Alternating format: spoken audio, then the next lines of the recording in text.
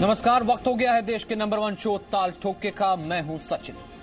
Corona काल में भारत के देवदूतों की क्रांति। जी हां, आज प्रधानमंत्री मोदी ने कोरोना कर्म योद्धाओं से मन की बात की।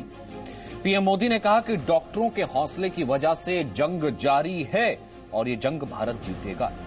कोरोना महासंकट के बीच प्रधानमंत्री मोदी ने देवदूत कही जाने वाली इतालवी नर्स फ्लोरेंस नाइटिंगेल का भी जिक्र किया। साथ ही देवदूतों का जिक्र करते हुए कहा कि डॉक्टरों का त्याग, तपस्या और समर्पण मैं देख रहा हूं तो मुझे आचार्य चरक की कही हुई बात याद आती है कि धन और किसी खास कामना को लेकर नहीं बल्कि मरीज की सेवा के लिए दया भाव रखकर कार्य करना ही सर्वश्रेष्ठ है और वही सर्वश्रेष्ठ चिकित्सक होता है। इसलिए हम कह रहे हैं कोरोना की आफत बड़ी लेकिन हिंदुस्तान की संकल्प शक्ति उससे भी बड़ी है और अब 135 करोड़ हिंदुस्तानी लॉकडाउन की दीवार लेकर के खड़े हो जाएंगे तो कोरोना का अंत निश्चित ही निश्चित है। तो ऐसे में ताल ठोक के तमाम बड़े सवाल तो आज केंद्र सरकार वो ऑर्डर भी लेकर के आती है जिसमें तमाम तरीके के निर्देश राज्य सरकारों को भी दे दिए जाते हैं, जिसमें कहा दिया जाता है कि जो जहां पर है उसे वहीं पर रोक दिया जाए। माइग्रेशन बिल्कुल बर्दाश्त नहीं किया जाएगा। जिम्मेदारी राज्य सरकारों की होगी क्योंकि जरूरतमंदों से बैर नहीं, लॉकडाउन तोड़ने वालों पर खैर नहीं। कोरोना की आफत बड़ी है इसलिए भारत की संकल्प शक्ति उससे बड़ी है और हिंदुस्तान के देवदूतों की हिम्मत से ही कोरोना हारेगा। वहीं खतरा जितना विकट, हिंदुस्तान उतना ही अटल है। हिंदुस्तान के संकल्प संयम से ही कोरोना को हराना संभव है। नलिन कोहली बीजेपी के राष्ट्रीय प्रवक्ता हमारे साथ इस वक्त मौजूद है। डॉक्टर अजय आलोक हमारे साथ जुड़ेंगे, जेडीयू के प्रवक्ता। संजीव झा जो कि आम आदमी पार्टी के प्रवक्ता है वो हमारे साथ हैं। Rajiv Malik CMD Radix hospital हमारे साथ हैं। डॉक्टर विवेक कौल जो कि सर्जन है हमारे साथ लंदन से जुड़ेंगे। नलिन कोहली, मैं सबसे पहले आपसे शुरू करना चाहता हूं। हमने देखा कि किस तरीके से आज प्रधानमंत्री ने डॉक्टर्स को नमन किया, डॉक्टर से बात की, उनके जज्बे की तारीफ की। साथ ही साथ वक्त रहते सर वो मेरे पास वो ऑर्डर है, एमएचए का वो ऑर्डर भी आ गया जिसमें राज्य सरकारों को साफ निर्देश दे दिया गया कि कल जो हमने एक तस्वीर देखी थी 70,000 60,000 लोग इकट्ठा हो गया था और ऐसा लग रहा था कि लॉकडाउन फेल हो जाएगा, वो निर्देश देकर के साफ कर दिया कि भैया जिम्मेदारी राज्य सरकारों की है, सुनिश्चित करें। यानी कि यहां से कोरोना को हराने के लिए जीरो टॉलरेंस है, लॉकडाउन फेल बर्दाश्त नहीं किया जाएगा। सचिन जी और आप सबको नमस्कार। पहली बात इसको हमें ध्यान में रखना पड़ेगा कि प्रधानमंत्री जी ने स्वयं कहा है कि ये एक बड़ा कठिन एक निर्णय है और ये भारतवासियों की भलाई के लिए किया गया। उन्होंने अपने आप आज अपने शब्दों में जो कहा कि मैं आप क्षमा मांगता हूं कि वो आपको कष्ट हो रहा है, लेकिन वो मानते हैं कि भारतीय उनको माफ करेंगे क्योंकि ये जो है इस लड़ाई में बड़े से बड़े देश जो सामर्थ्य भी है, ऐसा नहीं है कि वो देश कोशिश नहीं करे। जैसे प्रधानमंत्री जी ने पहले कहा, वो देश कोशिश करने के बावजूद भी उनके यहाँ बहुत संख्या बड़ी है और वहां मृत्यु हो रही है। इस वक्त भी अगर हम भारत के आंकड़ों से जाए तो काफी एक उम्मीद की किरण है कि ये नियंत्रित हो शायद जाए और भारतीय इससे सुरक्षित निकले। हमारी प्राथमिकता है एक देश के नाते और देश के हम सब पहले नागरिक हैं, हमारी यही प्राथमिकता है कि इस लड़ाई को हम जीते, जैसे आपने अपने रिपोर्ट में भी कहा। जो दूसरी बात है, देखिए लॉकडाउन से कठिनाई हो रही है, स्वयं प्रधानमंत्री जी भी कह रहे हैं हमारे गरीब भाइयों बहनों सबको हो रही है, लेकिन फिर भी लॉकडाउन के बावजूद भी हर रोज आप देखेंगे कि भारत में लोग इसका पालन कर रहे हैं। कुछ ऐसे दृश्य आए जो हमने माइग्रेंट लेबर्स का देखा, लेकिन वो भी खास तौर से एक चिंता का विषय था कि दिल्ली में हुई, मुंबई में ऐसे दृश्य नहीं आए। तो इस लड़ाई में ये केंद्र राज्य सबको अपना जो भी है दायित्व पूरा ही निभाना पड़ेगा क्योंकि ये लड़ाई भारतीयों की हितों की लड़ाई है और राजनीतिक ये लड़ाई नहीं है। ये राजनीति से उत्पन्न सिचुएशन या एक पीड़ा नहीं उत्पन्न हुई है, ये एक बीमारी है जो विश्व में इसके हमें दिख रहे हैं क्या इसके खतरनाक इसके परिणाम हो सकते हैं। भारत में इस लड़ाई को जीतने के लिए हम सबको कदम से कदम और कंधे से कंधा मिलाना ही होगा। संजीव जी, अब इससे पहले भले हम सुबह भी बात कर रहे थे, अफवाह रही हो किसी की, यूं कहीं कि हम ये कह सकते हैं कि एक राज्य से दूसरे राज्य, लेकिन एक बात तो ठीक है ना, एफर्ट तो सब कर रहे हैं, एफर्ट वो सब कर रहे हैं क्योंकि ये कल जो हमने तस्वीरें देखी, ये तस्वीरें देख करके कोई भी शर्मसार हो जाए कि इतनी भीड़ इकट्ठे हो सकती है। उस वक्त जब हम पूरी दुनिया को संदेश देने की कोशिश कर रहे थे लॉकडाउन, जब मुख्यमंत्री आपके 4-4 बार प्रेस कॉन्फ्रेंस करते हैं, प्रधानमंत्री रोज एक जायजा लेते हैं, आज कम से कम ये ऑर्डर ये बता देता है या फिर डॉक्टरों का नमन ये बता देता है कि हमें किसी भी कीमत पे जो भी एफर्ट हो, इस लॉकडाउन को तो फेल नहीं होने देना है। संकल्प शक्ति हमारी इतनी बड़ी है। बिल्कुल, मैं आपकी बात से सहमत हूं। देखिए, कोरोना का संकट पूरे विश्व में है और दिल्ली में भी है। मुझे लगता है लॉकडाउन का फैसला प्रधानमंत्री जी के लेने से पहले अरविंद जी ने लिया था, और जो प्रधानमंत्री जी ने कहा था सबको अक्षरशः पालन हमने दिल्ली में किया। दिन रात हम सब लोग प्रयास करते रहे कि दिल्ली में जो लोग हैं उनको किसी तरह का संकट का ज्यादा सामना न करना पड़े। मैं तो ये नहीं कहूंगा संकट नहीं है, संकट, लेकिन संकट कम हो, उसके लिए लगातार प्रयास करते रहे। जो कुछ भी घटना कल रात का हुआ वास्तव में शर्मसार करने वाली घटना थी, लेकिन उसके तह में जाएंगे, जैसा मेरी सुबह में भी बात हो रही थी कि देखिए जो आज फैसला लिया गया, अगर मान लीजिए 2 दिन पहले अगर ये फैसला ले लिया गया कि और तमाम टीवी चैनल पे चलने लगे कि 1000 बस यूपी सरकार हायर करके अलग अलग राज्यों में पहुंचा रही है लोगों को, उसके बाद अचानक ये इन्फ्लक्स होने लगा। अब देखिए सब पूरे देश में देखिए जहां जहां माइग्रेंट्स हैं हर जगह बॉर्डर पर इस तरह की ट्रैफिकिंग हो रही है, कमोवेश कम या ज्यादा, लेकिन सभी सरकारों ने बॉर्डर को चूंकि सील किया हुआ है तो वहां सिर्फ ये इन्फ्लक्स होकर बाहर नहीं जा रहे हैं, लेकिन यहाँ पर ऐसा नहीं हुआ। मुझे लगता है कि अब जो फैसला आया है ये स्वागत योग्य है, मैं स्वागत करता हूं, क्योंकि ये अब वक्त ये अभी राजनीति करने का नहीं है। हम सब लोगों को किसी भी पार्टी की सरकार क्यों ना हो, सबको मिलकर के ये कोशिश करना है कि किस तरह से लोग घर से बाहर कम निकलें। देखिए दिल्ली में जैसा कि आप सबको जानकारी लगातार हम सब लोग दे रहे हैं कि लगभग अब हमने 10 से 15 लाख लोगों को खाने की व्यवस्था कर लिया है। 900 लगभग शेल्टर होम बन चुके हैं। अभी हमने माइग्रेंट्स लेबर को रहने के लिए दिल्ली के सरकारी स्कूल्स को हमने नाइट शेल्टर बनाया हुआ है। इसी तरह से अलग अलग जगह पूरे दिल्ली में नाइट शेल्टर के सिवाय 1100 जगहों पर खाने की व्यवस्था अलग अलग जगह पे किया जा रहा है, जहां जहां पर लोग ज्यादातर लेबर्स रह रहे हैं। हम लोग पूरी कोशिश कर रहे हैं। और मैं वही तो कह रहा हूं ना सर, मैं वही कह रहा हूं ना संजीव झा, मैं वही कह रहा हूं Sanjeev Jha, with due respect कि आपने इतने एफर्ट्स किए, आपने नाइट शेल्टर बना लिया, आपने 3-3 लाख लोगों के खाने का इंतजाम कर दिया, लेकिन वो धत्ता बता करके 40,000 50,000 लोग इकट्ठे आपकी नजरों के सामने उस सड़कों पर आ गए जिस सड़कों पर सो कॉल्ड कर्फ्यू है। तो सर कहीं ना कहीं तो मैं कहूं ना कि सरकार में ये तस्वीरें जरा देखिए, तो कहीं ना कहीं देखिए सरकार की जिम्मेदारी तो बनती है ना, कहीं ना कहीं उस सिस्टम की जिम्मेदारी क्यों बनती है ना, या फिर यूं कहूं कि उस अफवाह की जिम्मेदारी तो बनती है ना जिसने पूरी कोशिश की कल इस लॉकडाउन को फेल करने के लिए। बिल्कुल, मैं वही आपको कह रहा था, थोड़ा मुझे समय देंगे। देखिए जैसा मैंने पहले कहा कि आज से 2 दिन पहले यूपी गवर्नमेंट का एक ऑर्डर आता है जिसमें कहा गया कि जो भी लोग हमारे यहाँ आ रहे हैं उनको हम बस से दूसरी जगह भेजेंगे। सीएम ऑफिस से, योगी जी के ऑफिस से एक ट्वीट आता है, फिर सभी टीवी चैनल पे चलने लगते हैं कि नहीं यूपी से लोगों को ले जाया जा रहा है। अब जो लोग यहाँ लेबर्स बैठे हैं, एक साइकोलॉजी होती है कि अगर लोग कोशिश कर रहे थे किसी तरह आनंद विहार हम पहुंच जाए, आनंद विहार पहुंचने के बाद हम अपने घर तक पहुंच जाएंगे। क्योंकि कई बार हमने, चूंकि मैं विधायक भी हूं, अलग अलग जगह जाकर के जो लोग बाहर से घुट आ रहा था लेबर्स, उसको बात करने की कोशिश कर रहे थे कि आप क्यों जा रहे हैं। वो कहते किसी तरह आनंद विहार अगर हम पहुंच जाएंगे तो आनंद विहार के बाद हमें बस की व्यवस्था योगी सरकार ने किया है। तो उसी अफवाह में बह गए ना संजीव, यही चीज तो हम सुबह डिस्कस कर रहे थे, आप भी उसी अफवाह में बह गए। जिस अफवाह को ना बहने देने के लिए आपकी मशीनरी लगातार काम कर रही थी, आप लोग उसी अफवाह में बह गए कि वो तो अफवाह थी, वहां से कोई बसें चल नहीं रही थी। आपने अपनी डीटीसी बसें लगा कि भैया जा रहे हैं तो चलिए ऐसा है कि हमारी डीटीसी बसें ले लीजिए। ठीक है, मैं तो चाह ही रहा था इस चीज को एंड किया जाए। ठीक है, नलिन कोहली इसके ऊपर एक रिएक्ट करना चाहते हैं, वो जो आपने बार बार जो यूपी का पॉइंट अप कह रहे हैं, मैं तो ये कह रहा हूं कि जो अब तो जहां है उसे वहीं डिटेन किया जाएगा, उसे वहीं रखा जाएगा, 14 दिन क्वारंटाइन कर दिया जाएगा। ये स्थिति जो है अवॉइड की जा सकती थी। नलिन कोहली एक सेकंड आपको रिस्पॉन्ड करना चाह रहे हैं, उसके बाद मैं बाकी अपने दोनों पैनलिस्ट के पास आता हूं। ठीक है, क्योंकि संजीव जी ने भी कही बात कि हमें आगे बढ़ना है और हमें अपना काम करना है, लेकिन क्योंकि उन्होंने उत्तर प्रदेश की बात की और मैं आपका भी शुक्रगुजार हूं, क्योंकि जो चीज मैं कहना चाहता हूं आपने भी उस प्रश्न को उठाया सचिन जी। एक अफवाह फैली और डीटीसी के बसेस लगे। अब क्यों किसी ने अफवाह फैलाई, मैं ये नहीं कह रहा आम आदमी पार्टी ने फैलाया किसी और ने, लेकिन इस बात को भी मन में रखना चाहिए कि प्रशासन की एक अपनी आवश्यकताएं हैं, इसमें पूरी करें। ठीक है, अब जो निकल गई स्थिति आगे नियंत्रण के लिए हम सबको मिलकर करना है।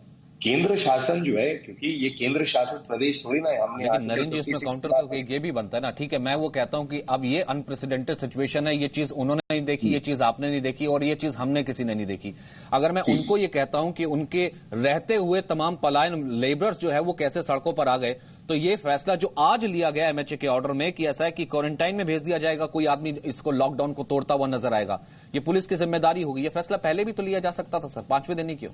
इसका बिल्कुल आपका भी प्रश्न लॉजिकल है, लेकिन इसके बारे में एक चीज आपसे कहूं और इस बात को हमें स्वीकारना पड़ेगा, ये स्थिति सामान्य नहीं है और एक इवॉल्विंग सिचुएशन है।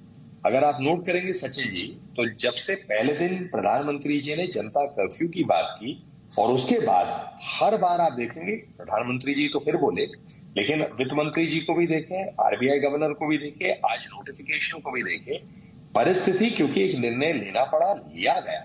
ये ऐसा थोड़ी ना कि 1 महीने पहले तय किया गया था, निर्णय लिया, जैसे परिस्थिति उभर रही है तुरंत उस पर एक्शन हो रहा है। एक चिंता आई शुरू में कि भाई वित्त मंत्रालय के माध्यम से क्या गरीबों की चिंता हो सकती है, सरकार ने तुरंत ये कह दिया 1,70,000 करोड़ का, उसमें भी अलग अलग जो हमने डिस्कस किया आपके प्रोग्राम पे वो आदेश निकले।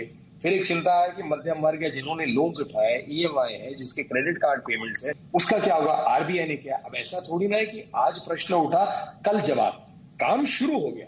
माइग्रेंट लेबर्स को लेके एक ऑर्डर हुआ था कि सब देश में वही रहेंगे, कोई ना हिले, लेकिन सारे माइग्रेंट लीडर्स जो भी हो अफवाह के आधार पे किसी भी आधार पे पहुंचे, ऐसी स्थिति सामान्य स्थिति नहीं थी। आज उस पर एक स्पष्टीकरण आ गया। तो ऐसा नहीं है कि सरकार जो है तुरंत जो है इसका नियंत्रण करके निर्णय ना ले।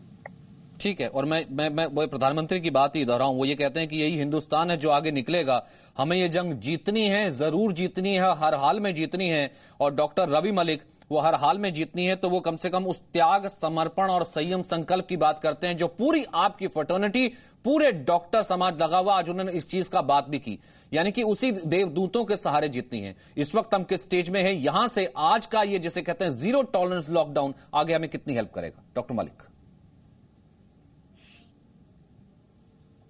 जहां तक लॉकडाउन का सवाल है, मैं बताना चाहूंगा कि लॉकडाउन टोटल सॉलिडेरिटी से होना चाहिए, ऑल और नन लॉ के प्रिंसिपल से होना चाहिए। मैं दोबारा बताना चाहूंगा, ऑल और नन लॉ, या तो सब लोग घरों में चले जाएं या फिर इसको तोड़े तो फिर उसका खामियाजा सबको भुगतना पड़ेगा। मेरे ख्याल से जो ये कल की सिचुएशन हुई है ये ऑब्वियसली थोड़ी सी डिस्टर्बिंग थी, लेकिन मुझे लगता है कि सरकार उसको आराम से कंट्रोल कर लेगी।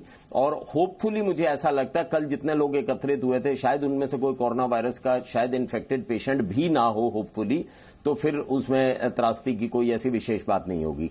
दूसरी चीज बताना चाहूंगा, प्रधानमंत्री मोदी जी ने जो हमारे पूरे डॉक्टर्स को और पैरामेडिकल स्टाफ और नर्सेस को जो प्रोत्साहन दिया वो भी इस वक्त बहुत ज्यादा जरूरी है। जो बिल्कुल फ्रंट के ऊपर सारे डॉक्टर्स लगे हुए हैं अपनी लाइफ का रिस्क लेते हुए भी, आप मीडिया रिपोर्ट्स खूब देख रहे होंगे, डॉक्टर्स को काफी कोरोना हो रहा है, अभी हमारे एक मित्र को भी हुआ और कई लोगों को हो रहा है। तो ये एक बहुत अच्छी बात है कि इससे प्रोत्साहन बढ़ जाता है। और मैं केवल यही कहना चाहूंगा कि जितने भी डॉक्टर ले रहे हैं वो पीपी यानी पर्सनल प्रोटेक्शन इक्विपमेंट को पहनने के बाद ही, जिसमें कि हम पूरे कवर हो जाते हैं, उसके बाद ही पेशेंट्स को डील करें, क्योंकि अगर डॉक्टरों को भी अगर हो गया तो फिर मरीजों का ध्यान कौन रखेगा, और डॉक्टर्स को होता है तो बड़ी जल्दी फैला भी देंगे।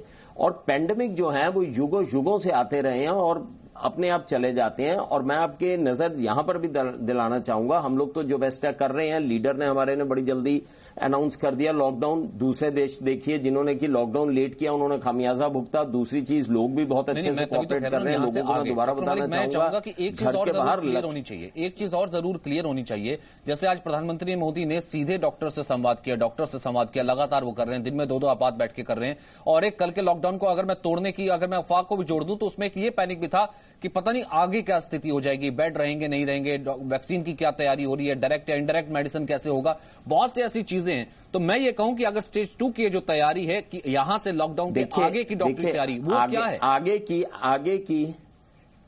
आगे की मैं आपको बताता हूं कि अगर हमारा देश स्टेज 3 में जाता है तो डेफिनेटली हमारे को काफी सारे बेड्स की आवश्यकता पड़ेगी, वेंटिलेटर्स की आवश्यकता पड़ेगी। मैं आपको बता दूं, जहां तक सरकार का तल्लक है, जो मुझे मीडिया रिपोर्ट्स आ रही हैं, टेस्टिंग की किट्स की कोई अभी समस्या नहीं है।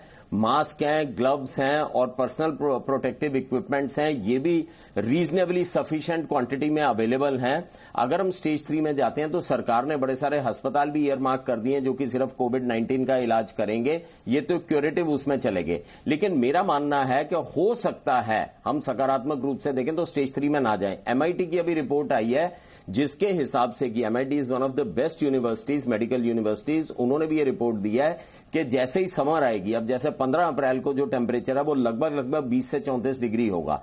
तो उनकी रिपोर्ट ने यह कहा है कि जिन देशों में 18 डिग्री से कम टेम्परेचर था उन्हीं के ऊपर कोरोना का ज्यादा प्रभाव पड़ा है। तो गर्मी के साथ और राइजिंग ह्यूमिडिटी के साथ भी कोरोना वायरस जो है मर जाता है। तो कुदरत भी मदद करेगी, लॉकडाउन भी मदद करेगा। अगर हम 3rd स्टेज में नहीं जाते तो बहुत अच्छा है, लेकिन अगर चले भी जाते हैं हमारे डॉक्टर, नर्सेस सब लोग बिल्कुल सक्षम हैं। बेड सरकार काफी प्रोवाइड कर रही है। 30,000 वेंटिलेटर सरकार ने और ऑर्डर कर दिए हैं जो कि इस बीमारी से निपटने के लिए काम करेंगे। और सबसे बड़ी चीज है, पब्लिक अवेयरनेस काफी ज्यादा है। और अगर लॉकडाउन, अगर ये उसमें भी जाती है और हम लॉकडाउन को थोड़ा एक्सटेंड कर देते हैं तो मुझे नहीं लगता कि बहुत ज्यादा मारामारी की स्थिति आएगी। और जहां तक प्रिपरेशन का तल्लक है, वो सारे लोग प्रिपेयर्ड हैं। हमारा मेडिकल प्रोफेशन पूरा प्रिपेयर्ड है, नर्सिंग प्रोफेशन प्रिपेयर्ड है, और हमारे मेडिकल प्रोफेशन में पूरे इंटेग्रेटेड, जिसमें होम्योपैथिक, आयुर्वेदिक ये सब लोग आ जाते हैं, ये सब लोग प्रिपेयर्ड हैं। और ऊपर से हमारे लीडर ने भी आज बड़ा प्रोत्साहन दिया है। तो मुझे लगता है कि स्टेज 3 की भी जो तैयारियां हैं वो ऐसा नहीं है कि चल नहीं रही हैं, वो भी साइड बाय साइड चल रही हैं और उससे भी घबराने की आवश्यकता नहीं है।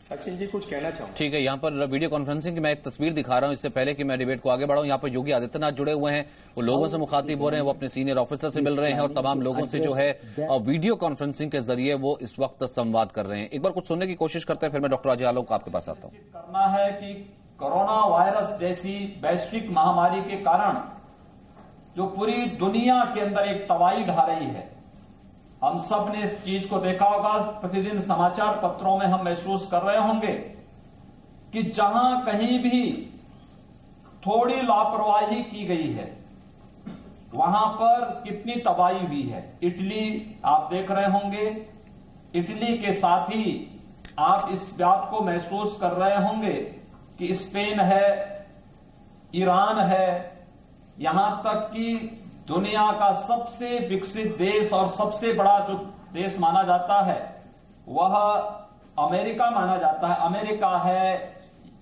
यूके है, तमाम ऐसे देश हैं जिन देशों में कॉन्फ्रेंसिंग के जरिए। डॉक्टर अजय आलोक, मेरा सवाल तो यही है ना, यहां पर अगर केंद्र सरकार लगातार लगी हुई है, मैंने बिहार सरकार की तरफ से भी देखा, आपने ट्वीट किया था कि वहां पर बिल्कुल बॉर्डर पर ही रोक लिया जाएगा। अब आप देखिएगा किसी तरीके से कोई इन्फेक्शन, अगर कोई होगा भी इन्फेक्टेड, उसको क्वारंटाइन कर लिया जाएगा। आज केंद्र सरकार ये बाकायदा एक सर्कुलर भी निकालती है। तो किसी तरीके से इतना आगे आकर के, अगर मैं प्रधानमंत्री की भाषा में ही कहूं तो, we just can not let down, we just can not let it go, कि यहां से तो हम कम से कम फेल होना मुमकिन सोच भी नहीं सकते। देखिए सचिन, देश के पास कोई ऑप्शन नहीं है। फेल होने की सोचने की तो दूर, ये दूर दूर तक अंदेशा भी नहीं होना चाहिए कि हमें फेल होना है, क्योंकि फेल होने की कीमत ऐसी है कि पूरा भारत नहीं चुका सकता है। राजनीति अपनी जगह पे होती है, लेकिन एक दृढ़ संकल्प और दृढ़ निश्चय के साथ प्रधानमंत्री के साथ चलना है। कल जो दिल्ली में हुआ, मैं सोचता हूं कि इससे घिनौना कुछ नहीं हो सकता है। एब्सोल्यूट इनकॉम्पैटिबिलिटी एंड एब्सोल्यूट फेलियर, चाहे वो मिसकम्युनिकेशन के कारण हुआ हो, चाहे वो कंफ्यूजन के कारण हुआ हो, चाहे वो इनेबिलिटी के कारण हुआ हो, चाहे वो अनप्रिपेयर्डनेस के कारण हुआ हो, ये नहीं होना चाहिए। रिवर्स माइग्रेशन कभी एक्सेप्ट नहीं किया जा सकता है, खासकर जब आप एक पैंडेमिक में गुजर रहे हो। हमने अपना संकल्प दिखाया, लोग हमारे हैं, हमारे पास आना चाहते हैं, लेकिन देश भी उनका है। सबको आजादी है देश में कहीं रहने की। ये समय नहीं है घूमने का, न बिहार से लोगों का बाहर जाने का, नहीं कहीं से भी लोगों का बिहार में आने का। इसलिए जब लोग आने लगे तो हमारे लोग हैं, कैसे मना करेंगे। लेकिन हमने व्यवस्था की, 12 घंटे के अंदर व्यवस्था की, बॉर्डर पे सारे राहत शिविर तैयार किए, जांच किट की व्यवस्था की, खाने पीने की व्यवस्था की। जब हम 12 घंटे में कर सकते हैं तो क्या बाकी राज्य 12 दिन में नहीं कर पाए? ये तो मैं नहीं मानने को तैयार हूं। लेकिन खैर, जो बीत गई सो बात गई। अब तो खैर हमने राहत शिविर बना लिए हैं, सुबह सुबह 250 लोग आए, हमने डिटेन भी किया उनको गोपालगंज बॉर्डर पे। सबकी जांच चल रही है, चेक कर रही है। हमने साफ साफ कह दिया है कि चाहे पॉजिटिव रहिए चाहे नेगेटिव रहिए, आप बाहर से आए हैं 14 दिन क्वारंटाइन में रहेंगे, घर जाने नहीं देंगे हम लोग। क्योंकि ये सिर्फ आपकी जिंदगी की बात नहीं है। आपके हो सकता है लक्षण 8 दिन के बाद आए, पॉजिटिव आप 9 दिन के बाद बने, लेकिन इतने दिन में आप कितने को फैला दीजिएगा, इसकी गारंटी कौन लेगा? 3 ही तो मकसद है इसमें, ट्रेसिंग, टेस्टिंग एंड ट्रीटमेंट। तीनों हम कर रहे हैं। अब भगवान की दया से देखिए कुछ मेहनत रंग ला रही है। आज 2 मरीज हमारे ठीक हो गए हैं, कोरोना नेगेटिव हो गए, जो पहले से 10 की संख्या में 2 ठीक हुए बिहार में। तो होपफुली सबके साथ मिलके, सबके साथ चल के, और इसमें राजनेताओं का जोश बहुत जरूरी होता है, उनकी गाइडलाइंस बहुत जरूरी होती है, और उनकी दृढ़ता बहुत जरूरी होती है। कमजोर व्यक्ति की जगह नहीं है, क्योंकि जो कमजोर राजनेता आज बना, इतिहास उसको माफ नहीं करेगा, क्योंकि ड्राइविंग सीट पे आप बैठे हुए हैं। ये सबको अपनी जिम्मेदारी समझनी होगी। आज प्रधानमंत्री ने अगर एक कॉल दिया है तो पूरे देश को उसके पीछे खड़ा होना होगा, हर चीज भूल के, तभी इससे हम जीतेंगे। और जीतना तो है ही, ऊपर हार नहीं सकते। हारने का मतलब लाखों लोग की मौत। कौन जिम्मेदारी लेगा? बिल्कुल बिल्कुल। विवेक कौल, आप, मुझे याद है कुछ दिन पहले इसी तंत्र की तारीफ कर रहे थे और इसी इसी चीजों को, इसी अप्रोच को प्रोएक्टिव कर रहे थे कि जब कल सब मिलकर के चल रहे हैं। कल की वो तस्वीर हालांकि जरूर एम्बेरस करती, जब देखिए एक तरीके से एक अफवाह उड़ी और इतने हजार लोग इकट्ठे हो गए। आज उससे लिया गया है, यहां पर ये कह सकते हैं कि आज उससे एक संयोग लिया गया है, क्वारंटाइन होगा, उन लोगों को वहीं रोका जाएगा। लेकिन आज स्टेज पर आप देखते हैं भारत की मेडिकल स्थिति और लगे वो लोगों को, साथ इन चीजों को तो कहां पाते हैं? कल की विजुअल्स यहाँ पे भी उन्होंने आज दिखाए थे, काफी दुख हुआ देख के। लेकिन हमको उन लोगों का भी सोचना होगा कि शायद उनको रहने की जगह नहीं है, खाने की जगह नहीं है, क्योंकि उनके इंटरव्यू हुए थे, काफी लोग भूखे थे। तो maybe we the politicians in Delhi, Nalin का ग्रुप हो या आप हो, मिलके इन लोगों से बात करें कि आप क्यों जाना चाहते हैं। तो अफवाहें थी क्योंकि आपको बसें ले जाएंगी, लेकिन मेनी टाइम्स इनको नौकरी नहीं मिल रही, इनके पास पैसा नहीं है। I think they need to be housed, जैसे स्कूलों में रख रहे हैं आप लोग, आज अभी सुना तो अच्छा लगा। लेकिन खाना, भूखे, ये भूख जो ऐसी चीज होती है वो आदमी को परेशान कर देती है। इन लोगों से मिलना चाहिए, उनकी प्रॉब्लम्स क्या है वो सोचनी पड़ेंगी। और दूसरी बात यह है, तो कोरोना जो है, इवन अमेरिका हो या इंग्लैंड हो या इटली हो, ट्रीटमेंट नहीं है। ऐसे लोगों को, देश को पता चला है कि नो ट्रीटमेंट, ओनली प्रिवेंशन। घर में बैठो, मगर इनके लिए घर नहीं है। आप स्कूल खोलिए इनके लिए, और जो जितने भी ऑफिसेज है वहां के कंपाउंड में रख दीजिए। या मिलिट्री, आपकी Indian army is one of the best in the world during disaster management. They can make tents, they can make field, hospital को छोड़ दिए, वो तो 2 दिन में बना देते हैं। They can accommodate them. Use your Indian army, they have the best resources in the whole world, they are very good. उनके एक्सपर्ट्स लाइए, नलिन जी के ग्रुप के साथ एक बड़ी कमेटी बनाइए, and it has to be coordinated centrally. उसमें आप हो या बीजेपी हो, कांग्रेस हो, इंडियन आर्मी के एक्सपर्ट्स हो, then you can control it. Because लोगों को पता चलना चाहिए कि इसका ट्रीटमेंट नहीं है, प्रिवेंशन ही ट्रीटमेंट है। So that is where India has been taking lead, but it has to be taken to a different stage now. पहले वो डिवीजन लेवल पे था, प्रीमियरशिप लेवल पे होने वाला है, because India has always taken the lead. Even west में परसों भी मोदी जी की तारीफ कर रहे थे चैनल 4 में कि कितना उन्होंने ही has taken the lead. There is no leader in the world as good as Modi in this. So India has to keep its game very high up. Indian team अगर बहुत अच्छी है, लेवल 1 पे ही रहना है, नीचे नहीं उतर सकते हैं हम। सो इसमें कोऑर्डिनेशन आपके काफी अच्छे हैं। आपके, हम भी हैं, एम्स से पढ़ के आए हैं, जितने भी वर्ल्ड के एक्सपर्ट्स हैं Indian, they are all from Indian education. We are very good. Just coordination करानी है आप लोगों को, and Indian army is one of the best institution which can coordinate it with your help. ठीक है, Naresh Chawla, doctor Naresh Chawla, अभी यहां से ठीक है, चौथे से 5वें दिन ही सही, अभी तो 21 दिन का है, उसके बाद भी लॉकडाउन आगे जा सकता है। आज जैसे प्रधानमंत्री कहते हैं कि हिंदुस्तान का यह जज्बा है और ये लड़ाई जीतनी ही है, हमारे पास कोई और ऑप्शन नहीं है। तो ऐसे में यहां से स्टेज, जो जहां पर व्यक्ति है उसे वहीं पर रोक दिया जाएगा। कोई लॉकडाउन तोड़ेगा, 14 दिन का क्वारंटाइन है, और वो उस तरीके से मिलेगा नहीं। अगर वो संक्रमित भी है तो उसे वहीं रोक दिया जाएगा और सब मिलकर काम करेंगे। यहां से फिर स्टेज आपकी फ्रेटर्निटी से, आप लोगों की मदद से आगे कहां जाती है सर?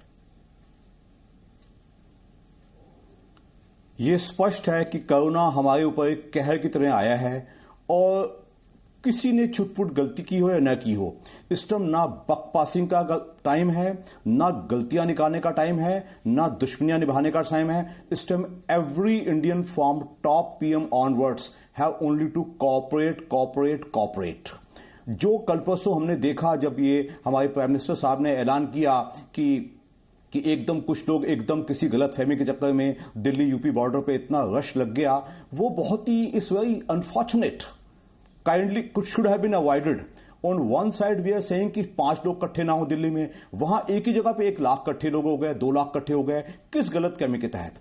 तो इसके तहत मैं इतना ही कहूंगा कि it has to be a extremely coordinated game, जिसमें डॉक्टर्स का रोल सबसे पहला है, पैरामेडिकल स्टाफ, नर्सेज का, हॉस्पिटल स्टाफ का रोल सबसे अहम है कि उनको प्रोटेक्टिव गियर दिया जाए और वो अपनी ड्यूटी पे तैनात रहें। और मैं बड़ी खुशी से कहूंगा कि medical community in Delhi and in whole of India कभी पीछे नहीं हटी है। आज भी आपको एक एग्जाम्पल नहीं मिलेगा किसी डॉक्टर ने कहा होगा कि मैं ड्यूटी नहीं करूंगा, वो सब कर रहे हैं। ये हो गया डॉक्टर्स का रोल। उसके बाद आया हमारी कैबिनेट का, सेंट्रल कैबिनेट का, स्टेट गवर्नमेंट्स का, डीएम्स का, सबको मिलकर रोल करना पड़ेगा।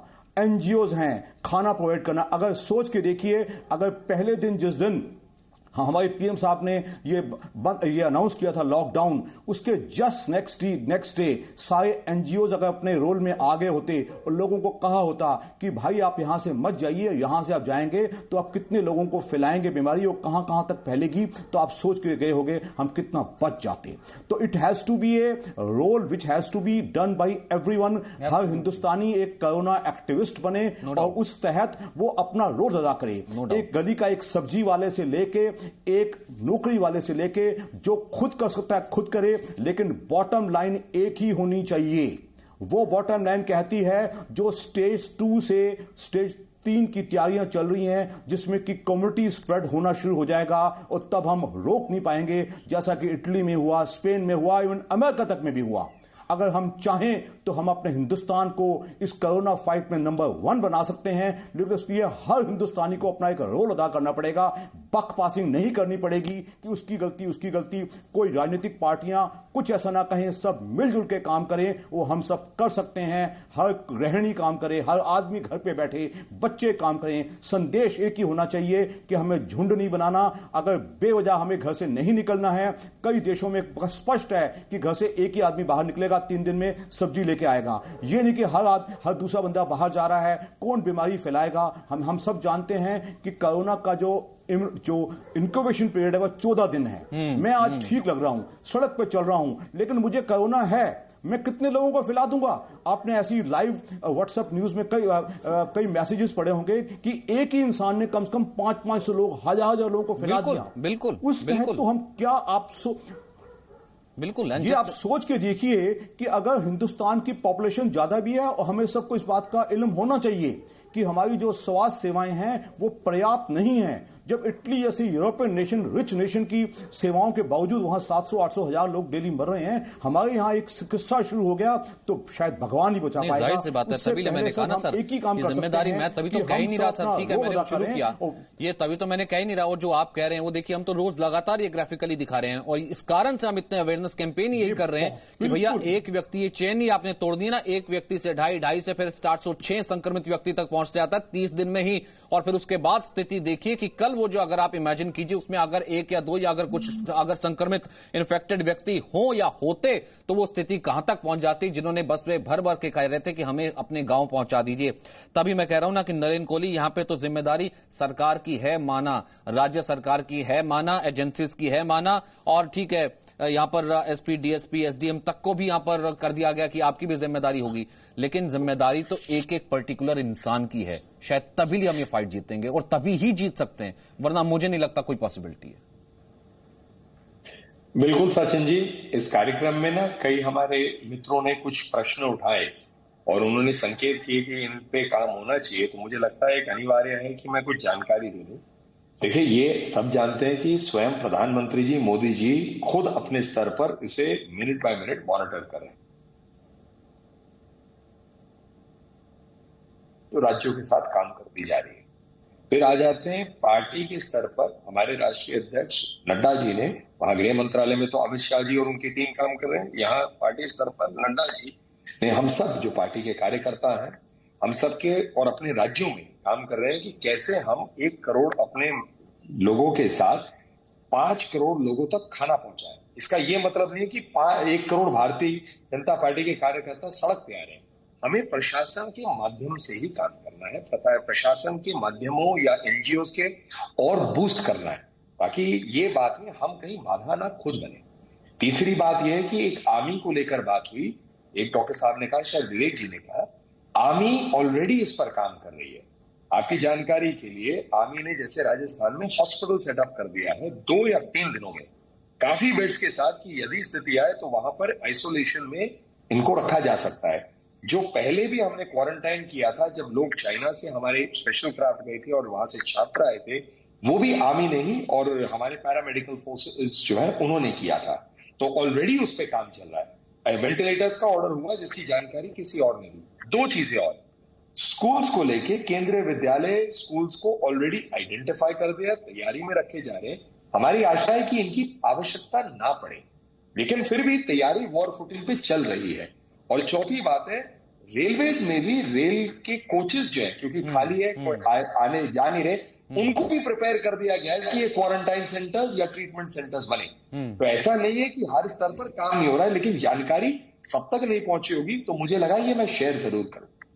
ठीक है। एक आखिरी बात सचिन जी, एक वाक्य, ठीक एक अच्छी बात इसमें आप माने कि देखिए भारतीय इस पर they are rising to the occasion.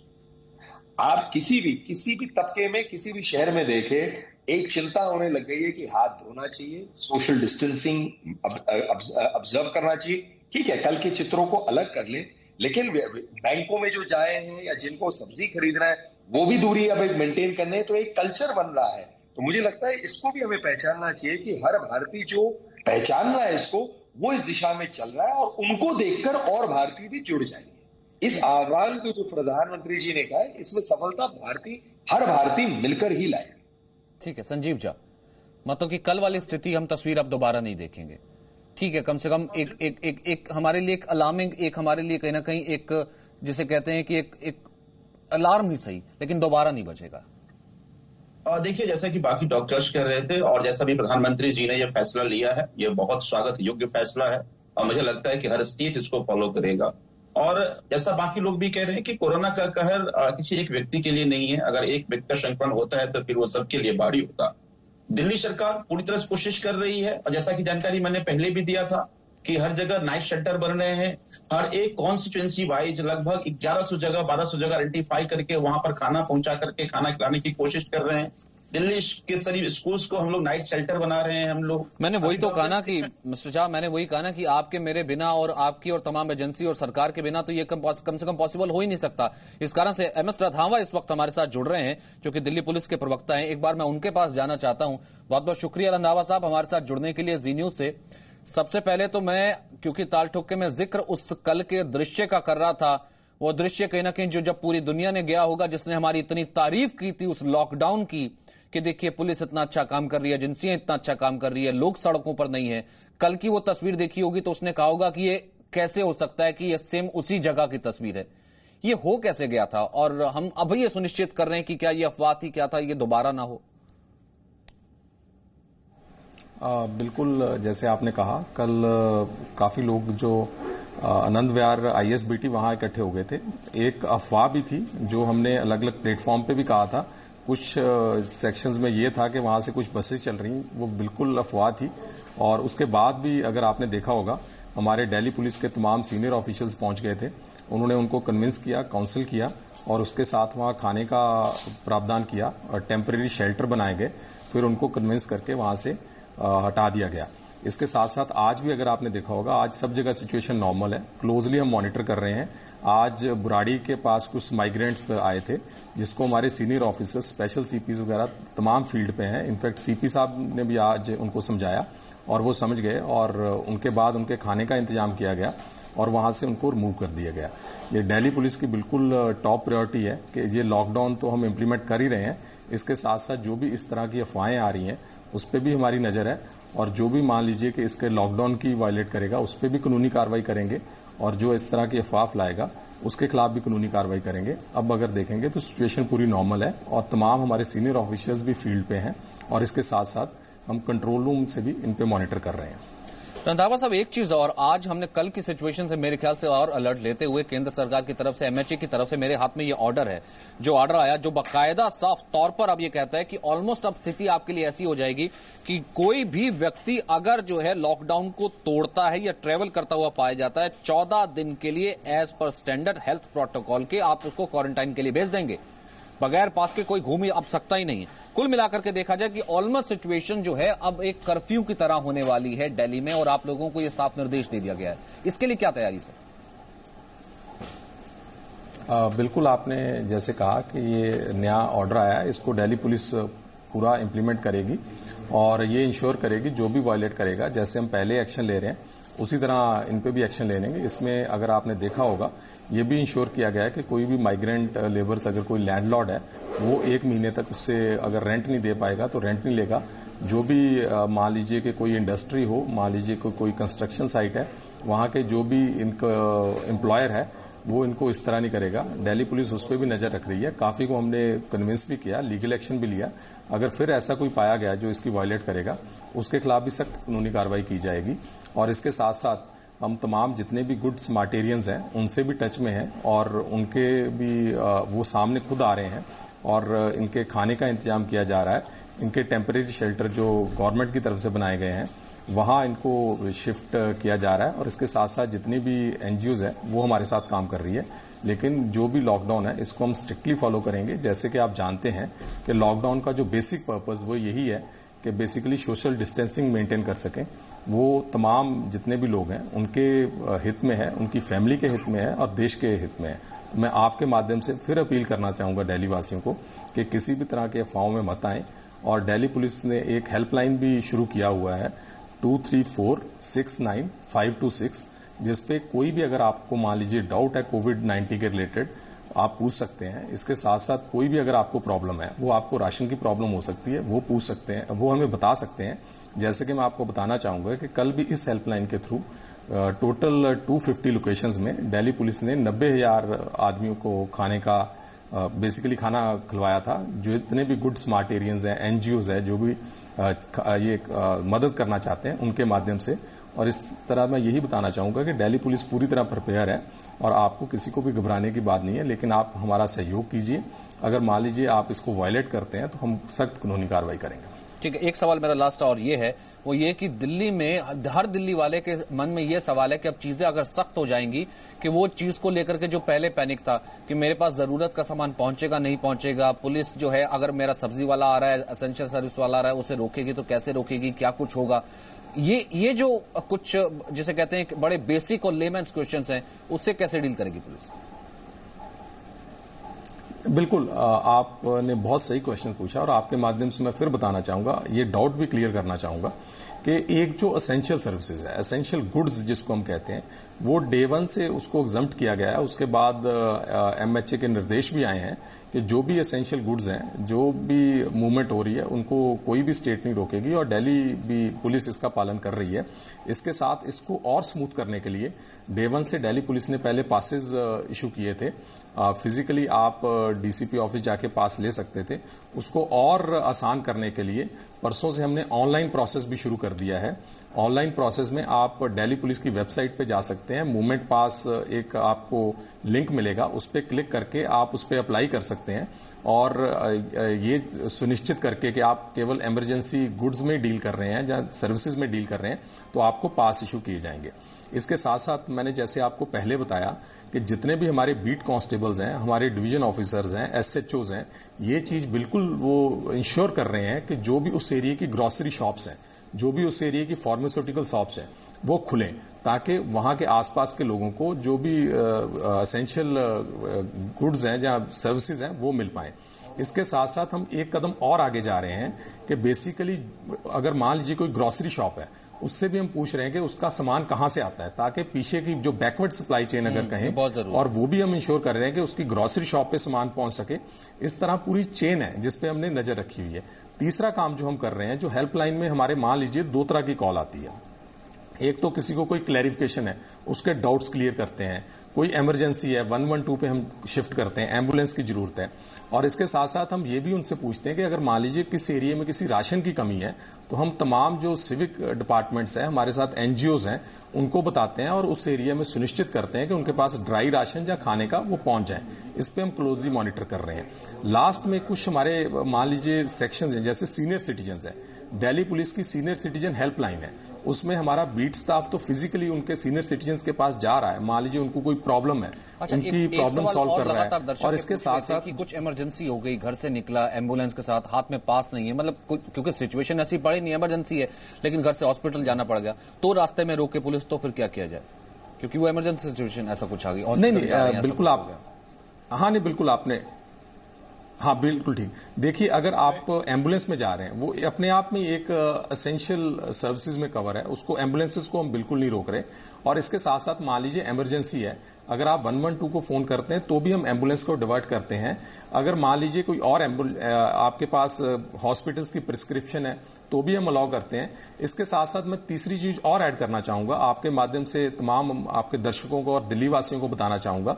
मान लीजिए कि आपकी कहीं किसी हॉस्पिटल में, क्योंकि ये केवल इमरजेंसी सर्विसेज के लिए आपकी कोई अपॉइंटमेंट है, आपकी ऑलरेडी ट्रीटमेंट चल रही है, पहले तो आप चेक कर लीजिए कि उस हॉस्पिटल में ओपीडी चल रहा है या नहीं चल रहा है, क्योंकि बहुत से हॉस्पिटल्स हैं जिन्होंने अपने ओपीडी बड़े लिमिटेड कर दिए हैं।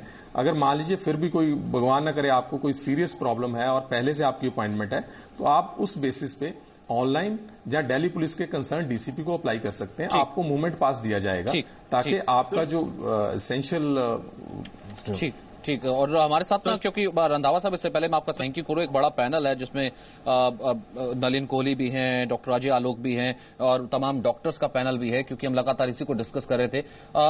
डॉक्टर विवेक कौल है हमारे साथ, ये ना लंदन से जुड़े हुए हैं, ये अपनी एक बात रखना चाहते हैं, उसके बाद मैं आपका थैंक यू करूंगा। ये आपसे कुछ कहना चाह रहे हैं। Thank you doctor Kaul. Thank you police ji, you have अच्छी तरह आपने समझाया है। दो चीजें मैं आपको कहना चाहता हूं जो काफी मुझे इंडियंस बोलते रहते हैं कि प्राइस फिक्सिंग आप कर दीजिए। देखिए कि लोग जो बेच रहे हैं चीजें काफी इन्फ्लेटेड दामों पे नहीं बेच रहे हैं, कभी कभी सब्जियों के 5 टाइम्स गुना ले रहे हैं। दिल्ली पुलिस और बाकी पुलिस और इवन नलिन जी को इंश्योर करना चाहिए कि इसमें कोई मुनाफाखोरी ना करे। इंडिया मतलब इट इज गवर्नमेंट और police should really coordinate with each other, so see that people are not cheated. कोई ब्रेड बेच रहा है 50 रुपए की, कल बेच रहा है 200 रुपए की, ऐसा ना हो। दूसरी बात क्या है सर, एक विजुअल्स जो इंडियन पुलिस के आते हैं बाहर, वो मारपीट के आते हैं, उनमें आप अपने पुलिस कर्मचारियों को बोल दीजिए कि लोगों से अच्छी तरह बात करें और पूछें। डंडे बरसाने से कभी कभी काम नहीं चलता है कि वही विजुअल्स बीबीसी वाले और बाहर दिखाते हैं। आई नो पुलिस काफी अच्छा काम कर रही है, वो अच्छा काम दिखाए, अच्छी तरह बातें करे लोगों से, वो विजुअल्स हमको चाहिए, वो आप आराम से कर सकते हैं। वो मतलब it's not a difficult thing to beat a person. साहब ये कह रहे हैं कि लॉकडाउन का पूरा सम्मान हो, लेकिन इनको जो विजुअल्स चाहिए ना लंदन में बैठ करके, वो डंडे वाला विजुअल नहीं चाहिए। कहते हैं कि वो विजुअल बर्दाश्त नहीं होता। फिर मैं आपका थैंक यू करूंगा। नहीं बिल्कुल, हाँ नहीं बिल्कुल, दोनों पॉइंट्स जैसे इन्होंने प्राइस की बात की हुई है तो हमने बिल्कुल नजर रखी हुई है, हमारी टीम्स डिप्लॉय हैं, स्पेशल ब्रांच इसको क्लोजली मॉनिटर कर रही है। मार्केट्स में जितनी भी इंपॉर्टेंट मार्केट्स में वहां हमारी टीम्स जा रही हैं और ये चीज इंश्योर कर रही हैं कि कहीं भी जो प्राइस है वो इन्फ्लेटेड ना हो और कोई भी इसका फायदा उठाने की कोशिश न करे। इस पे हमारी बिल्कुल क्लोजली मॉनिटर कर रहे हैं। और दूसरा, इन्होंने बड़ा अच्छा कहा कि जो इस तरह की वीडियो अगर आपने देखा होगा, दिल्ली पुलिस का पिछले जब से ये हुआ है तमाम जो वीडियोस चल रही हैं वो यही चल रही हैं कि किसी को खाना खिला रहे हैं, किसी को कुछ हेल्प कर रहे हैं। ये तो है। लेकिन इन्होंने, जैसे डॉक्टर साहब ने बिल्कुल सही कहा कि कई स्टेट्स में ऐसी आई हैं। नहीं बिल्कुल ठीक बात है। और मैं भी मानता हूं कि मतलब आप अगर मैं नाम लेता हूं कोरोना वॉरियर्स का, तो उनमें आप लोग भी शामिल है, जो लगातार इतने एक्सपोजर के बावजूद लगातार खड़े रहते हैं, इतने लोग हैं उनसे बात करते हैं और फिर उसके बावजूद जो है आप भी उतने ही ज्यादा रिस्पॉन्सिबल हैं, आप भी उतने ही ज्यादा जिसे कहते हैं कि कर्मठ हैं कोरोना के इस वॉर को लड़ने के लिए जितना कि वो है। तो ये देखिए दिल्ली की ये सड़कें खाली हैं, सिर्फ जवान दिख रहे हैं पुलिस वाले और इंश्योर कर रहे हैं कि ये लॉकडाउन ठीक हो, और साथ ही साथ खाना खिलाने की भी तस्वीरें हैं। बहुत बहुत शुक्रिया, you doing a good work MS Randhawa, और उम्मीद करता हूं कि आगे जो है कल वाली तस्वीर दोबारा नहीं सामने आएगी। एक एक कमेंट इससे पहले कि मैं थैंक यू करूं अपने तमाम गेस्ट का ले लेता हूं। डॉक्टर अजय आलोक, फिर उसके बाद नलिन कोहली। डॉक्टर अजय आलोक, यहां से कम कल का एक दृश्य दोहराने के बाद या देखने के बाद, भले ठीक है अब एमएचए का ऑर्डर आया, राज्य सरकारें सतर्क हैं, आपने जैसे कहा कि आपके राज्य की तरफ से और संजीव झा भी कह रहे हैं आपकी तरफ से भी, अब यहां से जीरो टॉलरेंस है, यानी कि एक अलार्म हमें मिला जरूर, शेकन एंड स्टर हुए, यहां से शायद आगे की स्थिति और बेहतर होगी। निसंदेह मेरा मानना है देर आए दुरुस्त आए। चलिए, कल एक अलार्म मिला और जो भी रही सही कसर थी वो भी नट बोल्ट अब सबके टाइट हो गए होंगे। तो उम्मीद करता हूं ऐसा नहीं होगा, क्योंकि एज अ डॉक्टर मैं कह रहा हूं कि इससे एक ही 3 तरीके से लड़ा जा सकता है, जिसमें आइसोलेशन सबसे बड़ा वेपन है हमारा, तो इसको तो हम छोड़ ही नहीं सकते हैं। सोशल डिस्टेंसिंग, आइसोलेशन, अलग रहना, ये सबसे बड़ा वेपन है। उसके अलावा टेस्टिंग, ट्रेसिंग एंड ट्रीटमेंट, ये 3 चीज पे डॉक्टर काम कर रहे हैं। एडमिनिस्ट्रेशन का पूरा सपोर्ट है और पहली बार है कि पूरा भारत मिलके एक खड़ा है, कोई पॉलिटिकल डिफरेंस नहीं है, कोई आइडियोलॉजिकल डिफरेंस नहीं है, लक्ष्य सिर्फ एक है, कोरोना को अगले 10 दिन के अंदर मात देनी है। अगले संडे के बाद से अगर हमारे केसेस घटने शुरू हुए, ट्रेंड अगर ऐसा आया, तो आप समझिए कि हम आधी जंग जीत गए। डॉक्टर नलिन कोहली, जैसे तमाम डॉक्टर्स कह रहे हैं, ये जंग है, ये हिंदुस्तान है और ये जंग जीतना जानता है। बिल्कुल, धन्यवाद। आपने मुझे क्लोजिंग कमेंट का समय दिया सचिन जी। मैं इतना ही कहना चाहूंगा कि प्रधानमंत्री जी प्रधान सेवक के रूप में अपील कर रहे हैं और भारतवासियों की भलाई के लिए कर रहे हैं। इसमें कोई राजनीतिक बात नहीं है। हम सब जो है एक दूसरे के क्षमा प्रार्थी भी हैं यदि कोई ऐसी बात होती है, लेकिन इस जंग को जीतने में भारत की जीत है, देशवासियों की जीत है और हर एक व्यक्ति को जो वो कर सके अपना वो कर ले, तो इस जंग को जीतने में हम और सफल होंगे। आप सबका धन्यवाद। डॉक्टर मलिक, जाते जाते कि जो जंग शुरू की है, जिसमें प्रधानमंत्री ने कहा कि जो त्याग तप तपस्या पूरे डॉक्टर्स की है, पूरे समाज की है, कम से कम वो यहां से फर्टाइल तो नहीं जाएगी। डॉक्टर मलिक 30 सेकंड, फिर डॉक्टर चावला 30 सेकंड। देखिए हमारे पास केवल एक ही विकल्प है, वो सिर्फ आइसोलेशन आइसोलेशन आइसोलेशन है। और मैं एक मैसेज आपके थ्रू देना चाहूंगा कि जब आप आइसोलेट हो गए, ये मत सोचिए कि जंग जीत ली है। आइसोलेट होने के बाद भी आपको प्रिकॉशंस लेनी बड़ी जरूरी है। किसी व्यक्ति को बाहर मत निकलने दीजिए। और सबसे बड़ी चीज है, जब आप आइसोलेटेड होते हैं तो 4 काम आपको करने बड़े जरूरी हैं। डाइट का खास ध्यान रखिए, अगर आपको शुगर अस्थमा उसको कंट्रोल करके रखिए, इंडोर एक्सरसाइज करते रहिए और सबसे बड़ी चीज है कि अपने आप को सकारात्मक रखिए और अपने आप को प्रिपेयर्ड रखिए कि कल को अगर कोरोना आता है तो हमारा शरीर जो है वो बिल्कुल स्वस्थ है, हमारी शुगर कंट्रोल में, अस्थमा कंट्रोल में है, हमारी डाइट ठीक है, हमारा वेट ठीक है और हमारा जो रेगुलर एक्सरसाइज है, ये मैं मैसेज देना चाहूंगा। और मुझे लगता है जिस तरह से, and it is a multi prong approach जिसमें एनजीओ, डॉक्टर्स, नर्सेस सभी का रोल है। और मैं आपको धन्यवाद करना चाहूंगा इस प्रोग्राम से जो अवेयरनेस होती है, that is also very good. ठीक है, last 30 second, last comment sir, doctor Chawla. 3 किस्म के संदेश हमारी Delhi medical association, Delhi medical council, Indian medical association के सबकी हेल्पलाइंस हैं, सबकी मदद कर रहे हैं। एक मैसेज जो पूरे देश के नाम है उसका स्पष्ट है, ये कोरोना हमें एक चीज जरूर सिखा के जाएगा, उसका नाम है ना कोई गरीब है ना कोई अमीर है, सब बराबर हैं। हम सबको एक दूसरे की मदद करनी चाहिए। और इसी तहत मैं एक बात और कहूंगा, हम सब में जो हमारे सीनियर सिटीजन, जो बुजुर्ग हैं और जिनको कोई ना कोई दूसरी बीमारी है, मेहरबानी करके अपने परिवार में उनकी जरा देखभाल ज्यादा कीजिएगा, उनको बाहर बिल्कुल मत निकलने दीजिएगा, अप टू द एक्सटेंट उनको घर के दूसरे लोगों से भी न मिलने दीजिएगा, क्योंकि छोटा बच्चा या कोई जवान आदमी तो बीमारी बर्दाश्त कर लेगा। जैसे हम लगातार कह रहे हैं, जंग की तो शुरुआत है, लेकिन हाँ, बीच में कल एक जरूर हमने देखा कि क्या ऐसा कुछ है कि कोई इस जंग से खिलवाड़ करने की कोशिश कर रहा है। लेकिन यकीन मानिए, आज जब तमाम चीजें इकट्ठी नजर आती हैं तो वो ये कहती हैं कि इस हिंदुस्तान में न किसी को भूखा रहने दिया जाएगा, कोई भी भूखा सोएगा नहीं, हर आदमी साथ खड़ा है उन देवदूतों के, क्योंकि यहां से कोरोना की जंग को जीतना है। जी न्यूज का तबलीगी आंदोलन अन्नदाता है कि परोपकार का मौका मत गवाइए, भूखे लोगों को आप भी खाना खिलाइए, संकट की इस घड़ी में अन्नदाता बनिए, भूखे लोगों को खिलाना ही राष्ट्र धर्म है। बहुत बहुत शुक्रिया आप सभी का मेरे साथ बने रहने के लिए। एक छोटा सा ब्रेक, खबरें लगातार जारी।